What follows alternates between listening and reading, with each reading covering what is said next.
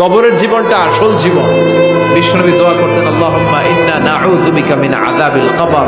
আল্লাহ, আমি আপনার কাছে কবরের আযাব থেকে পানাহ চাই, কবরের আযাব থেকে বাঁচতে চাই। এই কবরের মধ্যে অনেক ফিতনা হবে, অনেক সুয়াল হবে।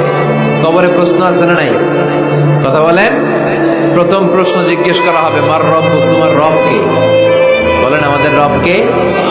ওয়া মা দীনুক, তোমার ধর্ম কি? বিষ্ণুবীর চেহারা দেখিয়ে বলা হবে, তাআরিফু মান হাযার রাজুল, এই লোকটারে চিনো? আমরা কি বলবো? আমরা চিনি, উনি আমাদের প্রিয় রাসূল মুহাম্মদুর রাসূলুল্লাহ সাল্লাল্লাহু আলাইহি ওয়াসাল্লাম। এরপরে জিজ্ঞেস করা হবে, এগুলো কোত্থেকে শিখলা? আমরা বলবো, কোরআন থেকে। ফায়ুফসাহু লাহু কবরুহু ৭০ যিরাআন। সুন্দর সুন্দর উত্তর করতে পারলে আপনার কবরটারে ৭০ হাত লম্বা করে দেওয়া হবে। ইফতাহু লাহু বাবুন ইলাল জান্নাহ, জান্নাতের দিকে একটা দরজা লাগিয়ে